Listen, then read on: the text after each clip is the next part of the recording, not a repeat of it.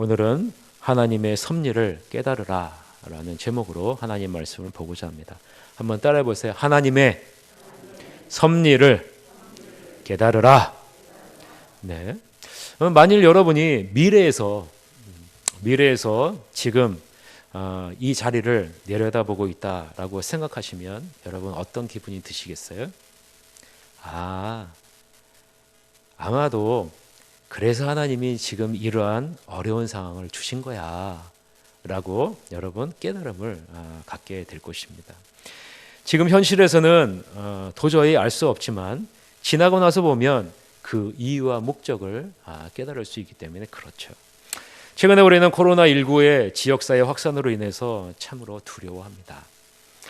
왜 하나님이 지금 이 시기에 코로나19라는 바이러스를 퍼뜨리도록 허용하셔서 수많은 사람들이 죽고 고통당하고 전 세계가 공포에 떨게 되었는지 그 이유를 정확히 알지 못하기 때문에 그렇죠. 그러나 조금이라도 영적인 눈을 들어보면 하나님을 두려워하지 않는 이 세상을 향한 하나님의 경고의 메시지가 이 코로나19의 바이러스 속에 담겨져 있음을 우리는 볼 수 있습니다. 최근에 하나님을 두려워하지 않고 수많은 선교사들을 추방한 나라가 중국이라는 사실을 여러분 아시죠? 2017년 이후에 시진핑이 집권을 한 이후에 수천 명의 선교사들이 추방을 당하고 지금 그곳에서 있는 선교사들도 가슴을 졸이면서 선교 활동을 하고 있는 것을 우리는 보게 돼요. 중국이 이번 사건을 통해서 수많은 어려움에 봉착한 것이 절대로 우연이 아님을 우리는 영적인 시각을 통해서 보게 되는 거죠. 제가 아는 동료 선교사님 3가 정도 중국에서 선교를 하다가 작년, 재작년에 추방을 당했어요. 그래서 지금 한국에서 여전히 기도하면서 있는 그런 모습을 바라봅니다. 또 수많은 가정을 파괴한 신천지가 이번 코로나19의 바이러스의 확산에 주목을 받고 있는 것은 절대로 우연이 아니라라고 생각을 합니다. 여러분, 수많은 개신교회를 파괴시켰고 또 젊은 대학생들, 그들이 주장하는 건 약 12만 명의 청년들이, 저희 대학생들이 신천지에 있다라고 이렇게 주장을 해요. 수많은 대학생들, 이 대학생들을 해서 어떻게 했습니까? 가정을 파괴했어요. 가정에서 나오게 했고 가정을 파괴하고 수많은 어려움들이 곳곳에서 일어나게 됐습니다. 지금 신천지가 이 코로나19에 주목받고 있는 것은 절대로 우연이 아니라라는 생각을 갖게 됩니다. 우리는 영적인 안목으로 지금의 일을 바라봐야 돼요. 전 세계가 코로나19 바이러스 하나로 두려워 떨고 있죠. 그러나 정작 온 우주 만물을 창조하시고 모든 것을 주장하시는 전능하신 하나님을 두려워하고 있는가? 라는 사실을 우리는 바라봐야 되죠. 하나님의 손가락 하나만 까딱해도 우리의 존재는 한순간에 사라질 수 있는데 이 세상의 많은 사람들은 눈에 보이지 않는다는 이유 하나만으로 하나님을 무시해요.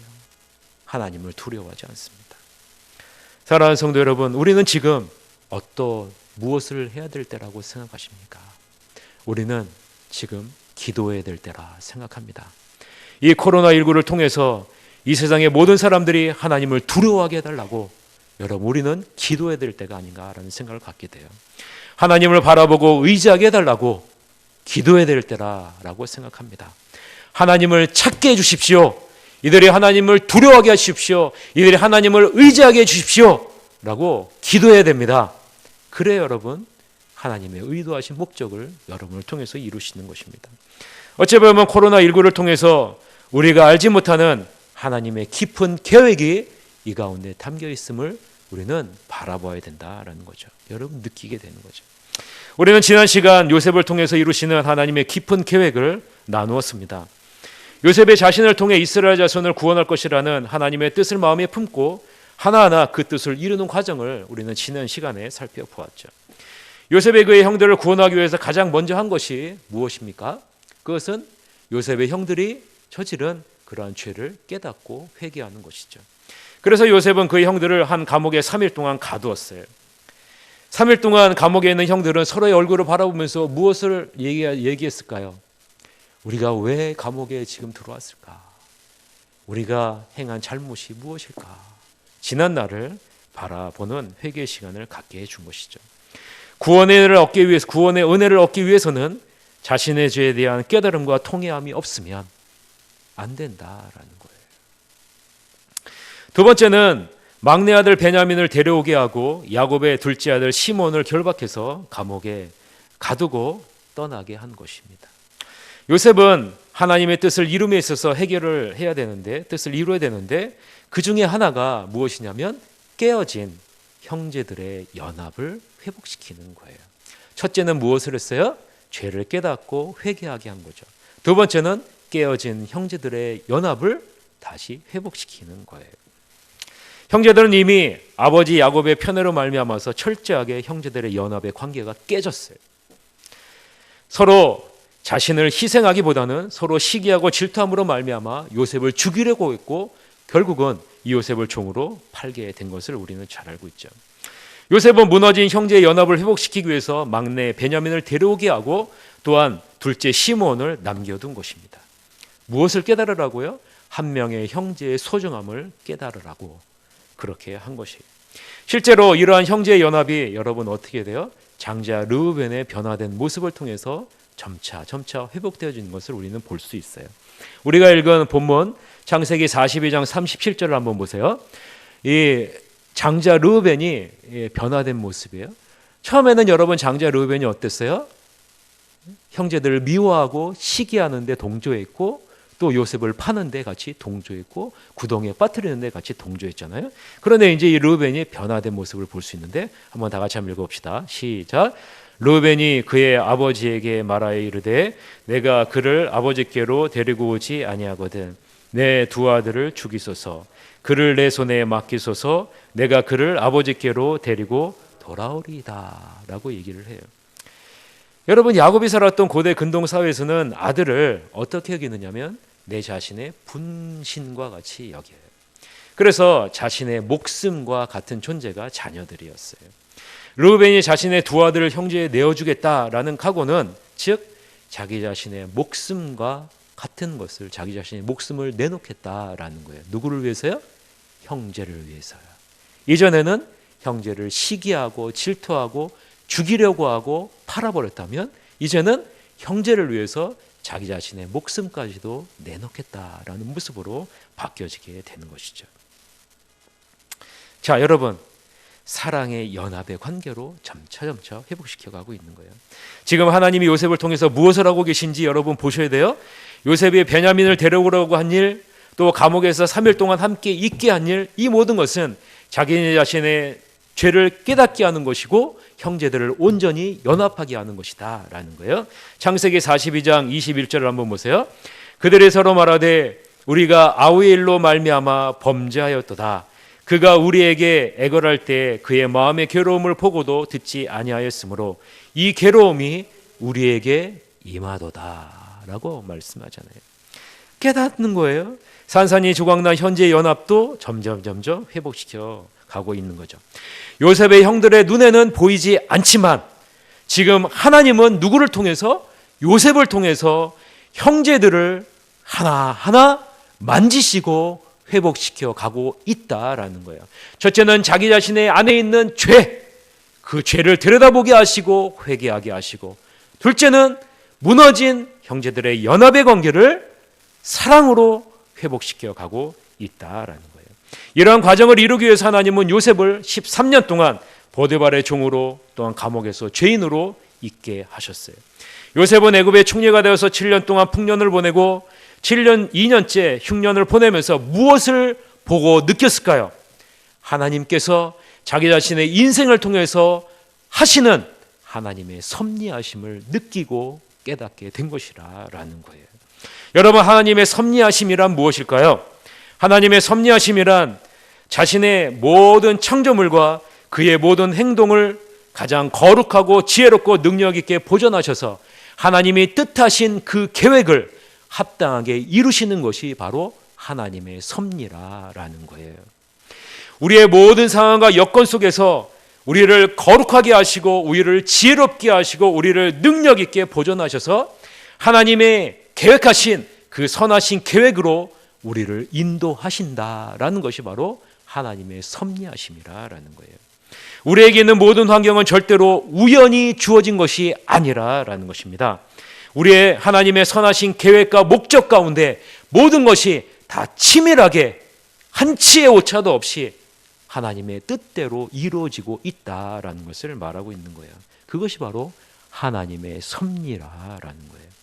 새하늘교회를 이곳에 세우신 것, 일산 찬현동 지역을 20년 동안 지키게 하신 것, 옆에 계신 성도님을 만나게 한 것, 가정을 이루게 한 것, 자녀를 낳게 한 것, 이 모든 것이 우연이 아니라라는 거예요. 하나님의 섭리하심 가운데 하나님의 선하신 뜻을 이루기 위한 과정이라라는 것이죠. 그러므로 여러분, 우리는 믿음으로 현재의 상황 가운데 하나님의 섭리를 바라보고 확신하면서 나아가야 됩니다. 이것을 성경에서는 무엇이라고 얘기하느냐? 영적인 지혜라라고 얘기를 합니다. 한번 따라 보세요. 영적인 지혜라. 여러분, 이 지혜를 요셉은 13년 동안의 삶의 과정을 통해서 깨닫게 되었어요. 영적인 지혜. 자신의 과거의 쓰라린 아픔을 넘어서 하나님의 섭리하심을 바라보면서 나아갈 수 있도록 하게 한 것은 바로 이 영적인 지혜라는 거예요. 그래서 요셉은 복수의 칼을 갈았지만 이 복수가 아닌 자기 자신을 통해서 이루실 하나님의 뜻에 집중하게 된 것입니다. 요셉에게 주신 하나님의 뜻이 무엇입니까? 자신을 통해서 가족을 구원하는 거예요. 가족을 애굽으로 이주시켜서 요셉의 보호 아래 이스라엘 자손을 번성하게 하는 거예요. 그런데 요셉의 형들은 이러한 하나님의 섭리를 깨닫지 못하고 겉으로 드러난 현실을 보면서 두려워 떱니다.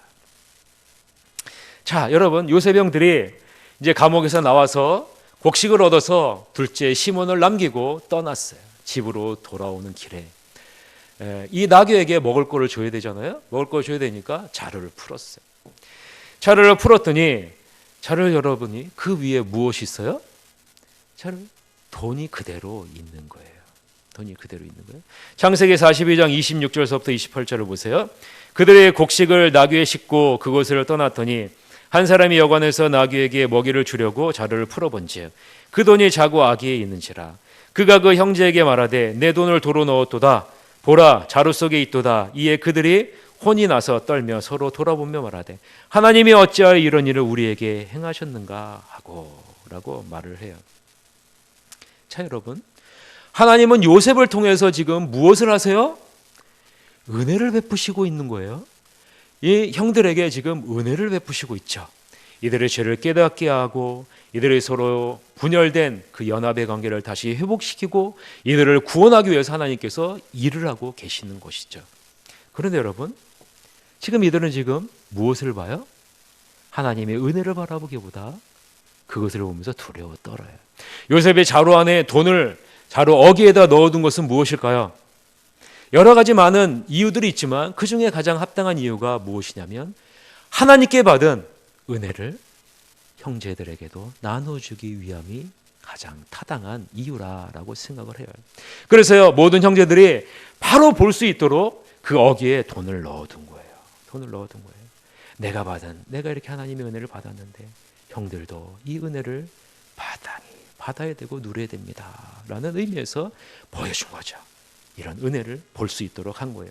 그런데 이 형제들은 이 자루를 딱 풀었을 때 돈이 딱 나와요. 그랬을 때 하나님의 은혜를 바라보기보다는 무엇을 바라봐요? 그 돈을 바라보면서 하나님 두려움을 느끼게 되는 거죠. 요셉은 자신이 받은 하나님의 은혜를 형제들에게 베풀고 있는 반면에 형제들은 그 돈을 보자마자 하나님을 원망하고 있다라는 거예요. 창세기 42장 28절을 보세요. 그가 그 형제에게 말하되 내 돈을 도로 넣었도다. 보라, 자루 속에 있도다.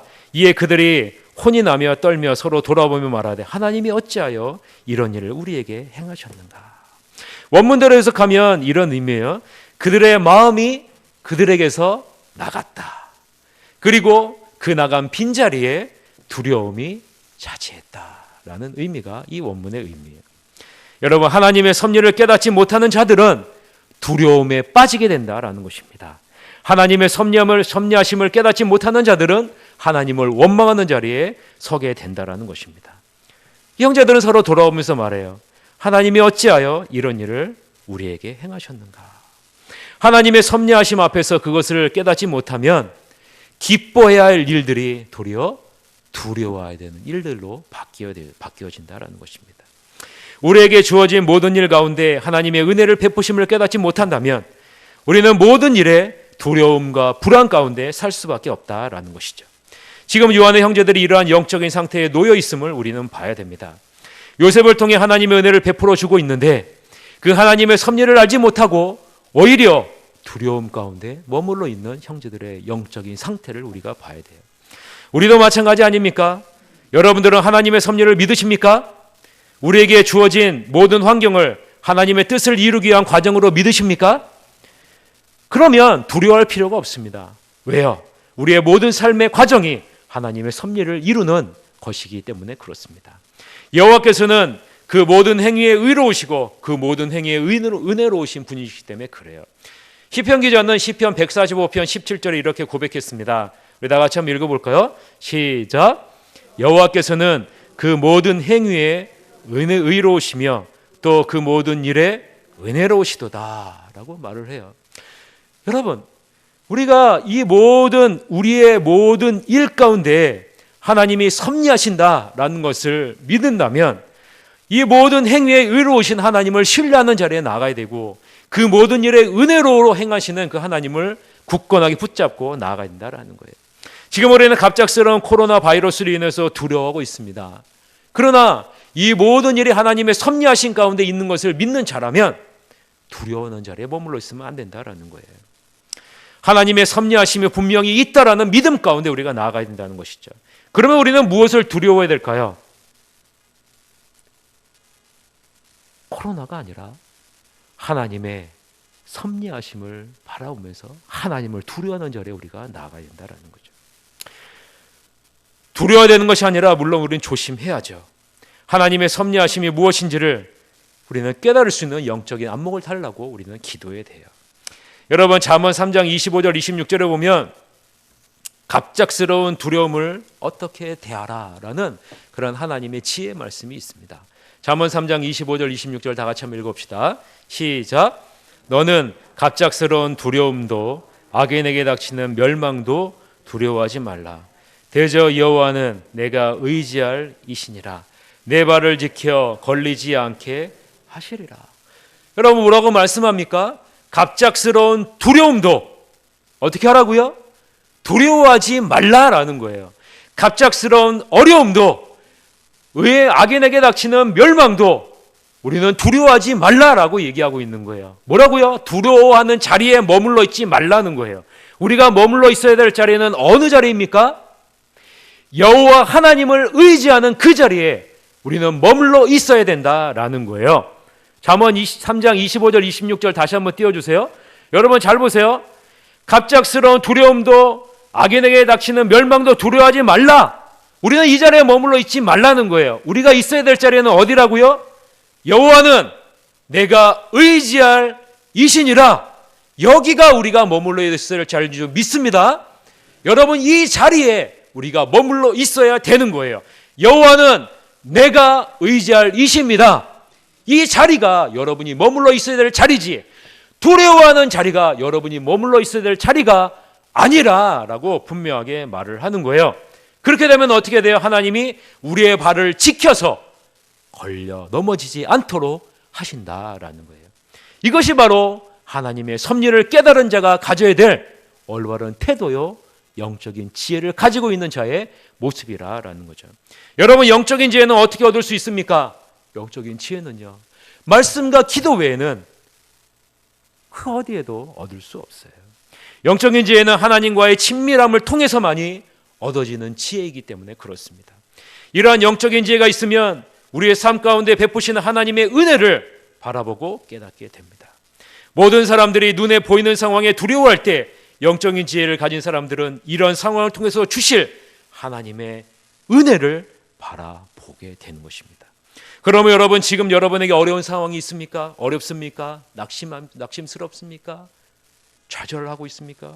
두려워하거나 낙심하지 마시고 이 상황을 통해서 주실 하나님의 은혜를 바라보시면서 기도하는 자리에 나가시기를 바랍니다. 이것이 영적인 지혜를 갖는 신앙이 가져야 될 올바른 태도입니다. 자, 그럼 형제들은 이러한 상황에서 어떻게 해야 했을까요?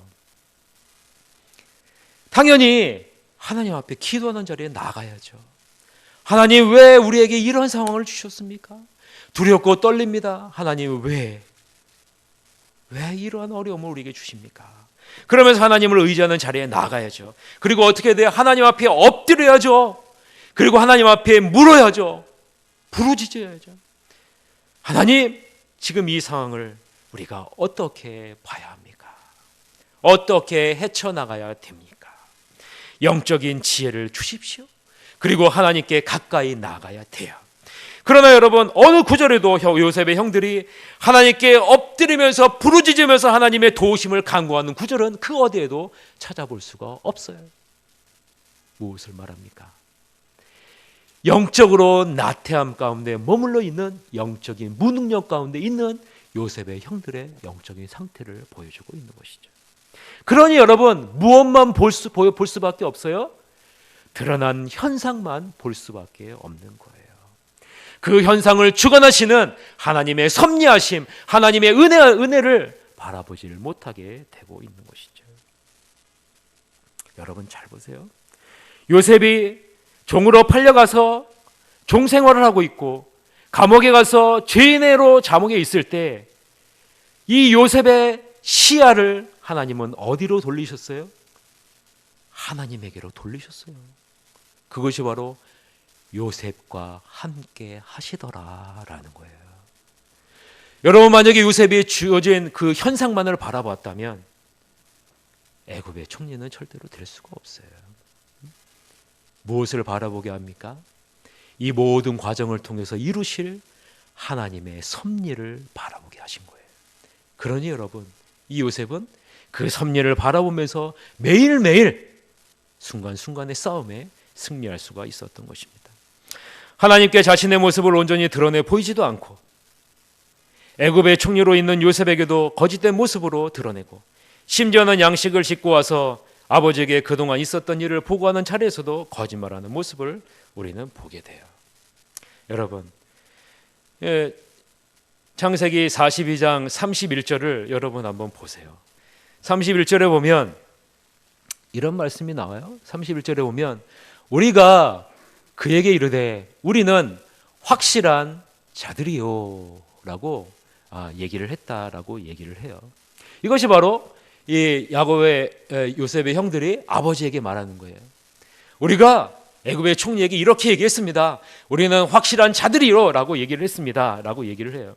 그런데 여러분, 실상은 어떻게 얘기했는지 아세요? 실상은요, 창세기 45장 10절에 보면 이렇게 나오죠. 42장 10절에 보면 그들이 그에게 이르되 내 주여 아니니이다. 당신의 종들은 이라고 얘기를 했어요. 당신의 종들은 곡물을 사러 왔나이다. 여러분, 아버지에게는 뭐라고 얘기했다고요? 우리는 확실한 자들입니다 라고 얘기를 했는데 실제는요, 애굽의 총리 앞에서는 당신의 종들은 이라고 얘기를 했어요. 무슨 말을 하는 겁니까? 지금 야곱의 아들들이 야곱에게 거짓말하는 거예요. 거짓말하는 거예요. 또한 어떻게 해요?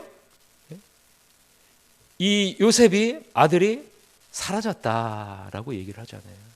여러분, 사라진 거예요? 형들이 팔았잖아요.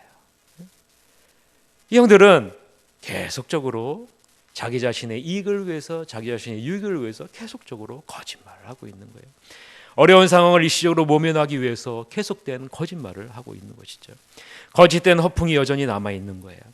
자기 자신의 이익을 위해서라면 거짓을 서슴없이 일삼는 못된 습성을 여전히 버리지 못하고 있는 거죠. 이 말을 듣고 자루 안에 있는 돈 뭉치를 본 야곱은 아들과 똑같이 두려워합니다. 창세기 42장 35절 하반절입니다. 우리 다 같이 읽어봅시다. 시작. 그들과 그들의 아버지가 돈 뭉치를 보고 다 두려워하더니. 여러분, 여기서 우리는 다라는 부분에 여러분의 시선을 모으셔야 돼요. 왜 그렇습니까? 아들들이 두려워하는 것은 이해가 될 수 있어요. 조금. 왜냐? 영적인 상태가 안 좋으니까. 그런데 여러분, 아버지 야곱은 어떻게 해야 돼요? 달라야 되는 것이 정상이잖아요. 야곱은 수많은 인생 가운데 하나님과 동행하심을 느꼈고 하나님의 인도하심을 느꼈고 하나님의 역사하심을 느낀 그러한 인물이에요. 그래서 아브라함의 하나님, 이삭의 하나님, 그 다음이 뭐예요? 야곱의 하나님처럼 엄청난 그러한 신앙의 그러한 경험을 갖고 있는 것이 야곱이에요. 야곱은 달라야죠. 무엇을 바라봐야 돼요? 하나님의 섭리하심을 바라보는 자리에 나가야 되는 거예요. 그런데 이 야곱은요, 아들들과 똑같아요. 오히려 더 자신에게 처한 환경을 절망하고 낙심하고 두려워해요. 자식들보다 더 두려워해요. 그러면서 야곱은요, 창세기 42장 36절에 이렇게 말합니다. 그들의 아버지 야곱이 그들에게 이르되 너희가 나에게 이 자식들을 잃게 하도다. 요셉도 없어졌고 시므온도 없어졌거늘 베냐민을 또 빼앗아 가고자 하니 이는 다 나를 해롭게 함이로다. 지금 누구를 원망해요? 자녀들을 원망해요. 자녀들을 원망하고 있어요. 그리고 이렇게 얘기합니다. 이는 다 나를 해롭게 함이로다. 이 말을 원어를 찾아보면 이런 의미예요. 모든 것이 다 나를 공격하고 있다라는 의미예요. 이것을 풀면 이런 말입니다. 야곱은 홀로 감당할 수 없는 무거움이 자기에게 지어져 있다라는 그런 의미의 말이 바로 이는 다 나를 해롭게 함이로다라는 의미가 있는 거예요. 자기 자신이 감당할 수 없는 무게의 어려움이 자기 자신에게 지금 임했다라는 거예요. 자, 여러분이 만약에 이런 어려움을 토로한다면 여러분은 어떻게 하셔야 됩니까? 야곱이 홀로 감당할 수 없는 그런 어려움이 발생한다면 어떻게 해야 돼요? 하나님을 찾아가야죠. 하나님 앞에 무릎 꿇고 엎드려야죠. 하나님 앞에 부르짖어야죠. 회개를 선포하고 하나님의 도우심을 구해야죠. 하나님, 이 어려움이 왜 나에게 이렇게 왔습니까? 하나님, 알게 해주세요. 도와주세요. 구해주세요. 라고 하나님 앞에 때를 쓰면서 하나님을 의지해야 되는데 그 어디에도 이 야곱은 하나님을 의지했다. 하나님 앞에 기도했다. 하나님 앞에 엎드렸다라는 구절을 찾아볼 수가 없어요. 시편 37편 39절서부터 40절 시편 기자는 이럴 때 이렇게 하라라고 이야기합니다. 다 같이 한번 읽어봅시다. 시작. 의인들의 구원은 여호와께로부터 오나니 그는 환난 때 그들의 요새이시로다. 여호와께서 그들을 도와 건지시되 악인들에게서 건져 구원하심은 그를 의지한 까닭이로다 라고 말씀해요. 여러분 잘 보세요. 하나님을 아는 사람들은 하나님을 의지하면 우리에게 있는 감당할 수 있는 어려움 가운데 우리를 이끌어내실 것을 믿습니다. 여러분, 이것이 바로 하나님을 믿는 자녀가 가져야 될 신앙의 모습이에요. 그런데 여러분, 지금 야곱은 지금 무엇을 하고 있는 거예요? 그런 감당할 수 있는 어려움을 짊어지고 어떻게 해요? 자식들을 원망하고 있어요. 자식들을 원망하고 있어요. 너희들 때문이다. 너희들 때문이다. 너희들 때문이다. 시편 기자는 분명하게 얘기하고 있지 않습니까? 주님은 우리의 요새시라라는 거예요. 오직 여호와께로부터만 구원이 임한다라는 거예요. 환난 때에 의지할 분은 여호와 하나님밖에 없다라고 분명하게 말을 하고 있습니다. 그런데 환난 가운데 야곱은 여호와 하나님을 의지하지 않고 자식들만을 바라보고 있어요. 베드로 사도도 모든 염려를 다 주께 맡기라고 얘기하고 있지 않습니까? 우리가 외우고 있는 베드로전서 5장 7절 말씀에 이렇게 말하잖아요. 다 같이 읽어봅시다. 시작. 너희 염려를 다 주께 맡기라. 이는 그가 너희를 돌보심이라. 사랑하는 성도 여러분, 여러분에게 염려가 있습니까? 그러면 어떻게 해야 돼요? 다 주께 맡게 될 줄 믿습니다. 그러면 여러분, 하나님이 우리를 돌보시는 거예요. 하나님 우리를 돌보시기 때문에 여러분의 모든 염려를 다 맡겨야 되는 거예요. 야곱은요, 맡기지 않아요. 야곱은 모든 짐을 자기가 지고 홀로 감당하기 어렵다고 자식을 원망하는 자리에 있어요. 더 나아가서는 아들들 향해 이 늙은이가 백발이 성성해가지고 슬퍼하며 죽음으로 내려가는 꼴을 너희가 보고 싶으냐라고 화를 내며 자식들에게 호통을 칩니다. 그리고 베냐민은 절대로 데려갈 수 없다라고 못을 박아버립니다. 여러분, 이 야곱이 아들들에게 뭐라고 얘기해요? 이 늙은이가 백발이 성성해가지고 슬퍼하며 죽음으로 내려가는 꼴을 너희가 보고 싶으냐? 라고 얘기를 해요. 이 말씀이 창세기 42장 38절 말씀이에요. 한번 같이 읽어봅시다. 시작. 야곱이 이르되 내 아들은 너희와 함께 내려가지 못하리니 그의 형은 죽고 그만 남았음이라. 만일 너희가 가는 길에서 재난이 그에게 미치면 너희가 내 흰머리를 슬퍼하며 스올로 내려가게 함이 되리라. 물론 인간적으로 보면 충분히 이해가 됩니다. 사랑하는 아내 라헬이 낳은 두 아들 중에 이미 요셉이 죽었다라고는 그런 아픔 생각하고 있고 그 아픔이 여전히 남아있죠. 그러기에 이 베냐민만큼은 지켜주고 싶은 마음이 있을 수 있어요. 그런데 야곱에게는 하나님이 수차례 반복해서 주신 하나님의 약속이 있습니다. 하나님의 약속이 있어요. 창세기 35장 9절서부터 12절 말씀 다 같이 한번 읽어봅시다. 하나님이 어떤 약속을 주셨는지. 시작. 야곱이 밧다나람에서 돌아오매 하나님이 다시 야곱에게 나타나사 그에게 복을 주시고 하나님이 그에게 이르시되 내 이름이 야곱이지만은 내 이름을 다시는 야곱이라 부르지 않겠고 이스라엘이 내 이름이 되리라 하시고 그가 그의 이름을 이스라엘이라 부르시고 하나님이 그에게 이르시되 나는 전능한 하나님이라 생육하고 번성하라. 한 백성과 백성들의 총회가 내게서 나오고 왕들이 내 허리에서 나오리라. 내가 아브라함과 이삭에게 준 땅을 내게 주고 내가 내 후손에게도 그 땅을 주리라 하시고, 하나님은 여기서뿐만 아니라 벌써 수차례 야곱에게 나타나셔서 말씀하셨어요. 내가 너를 붙들어 주리라. 내가 너를 통해서 많은 후손들을 이끌리라. 번성하게 하리라. 내 자손들을 지켜주리라 라고 분명하게 약속하시고 말씀해 주셨어요. 그리고 그 이름을 야곱이라 하지 않고 이제 이스라엘이라 라고 이야기를 했죠. 그런데 야곱이 하나님의 약속을 온전히 신뢰하지 못하는 모습 가운데 이것을 어떻게 해요? 붙들고 있지 못해요. 그래서 여러분 어떻게 해요? 자식들을 원망하고 있는 자리에 나가게 되는 것이죠. 자, 여러분, 왜 야곱의 신앙이 하나님의 약속을 신뢰하지 못하는 불신앙의 자리로 가게 됐을까? 그것은 헤브론에 정착하면서부터 시작된 것입니다. 야곱은 외삼촌 라반의 집을 떠나 형 에서를 만나 헤브론에 정착하기 전까지는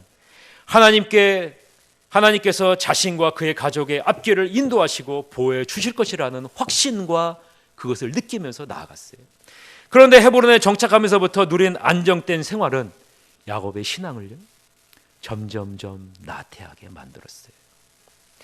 안정된 생활이 더 이상 하나님을 찾지 않는 인생으로 전락시키게 된 것이라는 거예요. 하나님을 찾지 않으니 하나님을 온전히 신뢰하지 못하는 불신앙의 자리에 놓이게 된 것이죠. 여러분, 오늘날 우리 한국교회는 어떨까요? 제가 아주 어릴 때만 해도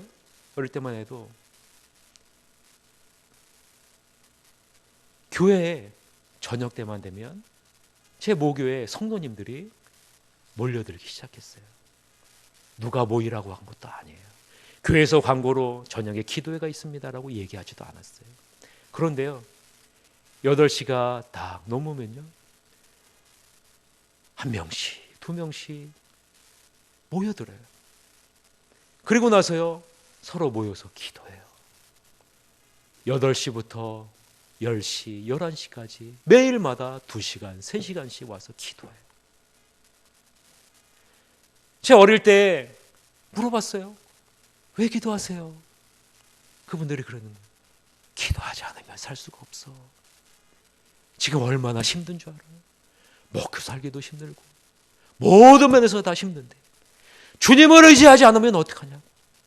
주님 앞에 간구해야 될 때가 지금 아니냐고 그러면서요, 성도님들이 매일마다 와서요, 권사님들은요 자면서 기도해요.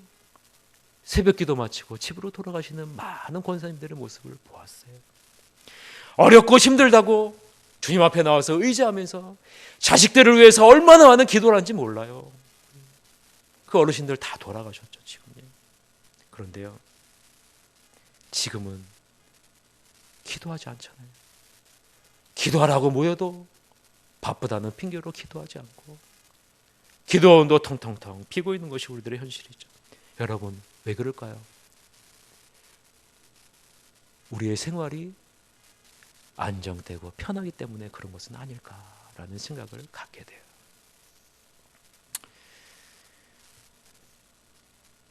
이 야곱도 헤브론에서 평안하고 안정된 생활을 점차 누리게 되다 보니 하나님을 찾지 않게 되는 영적인 나태함 가운데 점점점 들어가게 된 것이죠.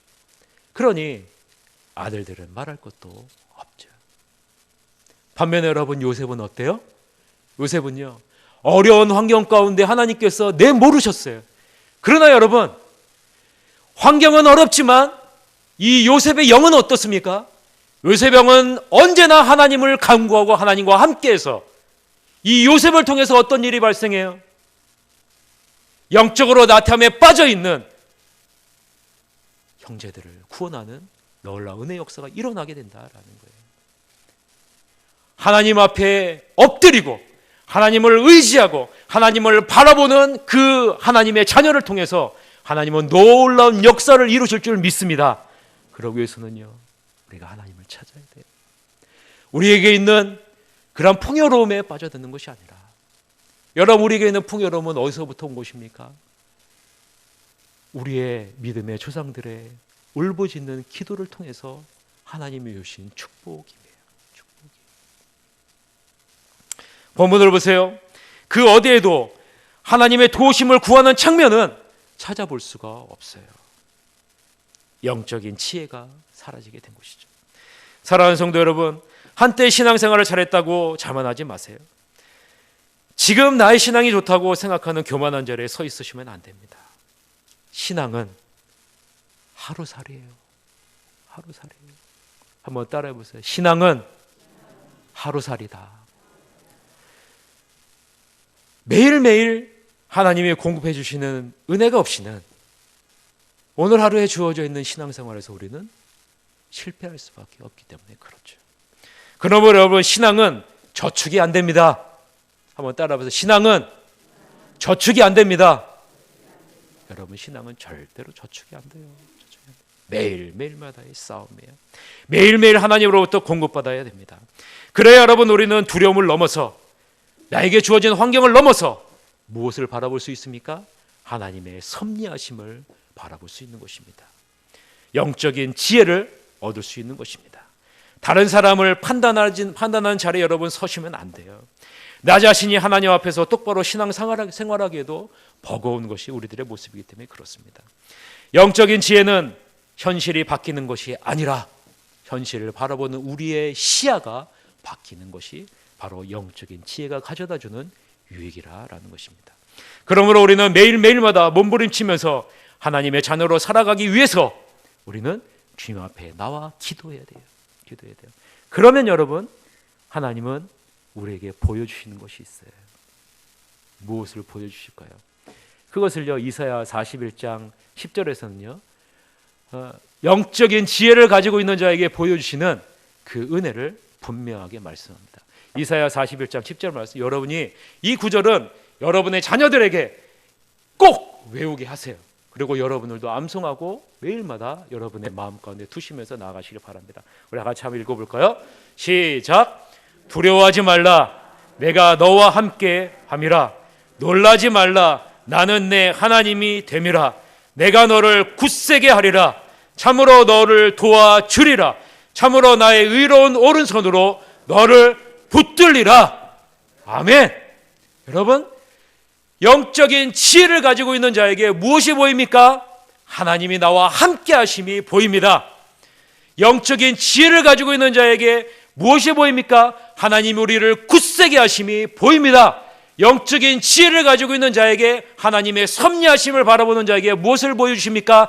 하나님이 도와주시는 그러한 손길을 보여주십니다. 하나님의 의로운 오른손이 우리를 붙들고 있음을 보여주신다라는 거예요.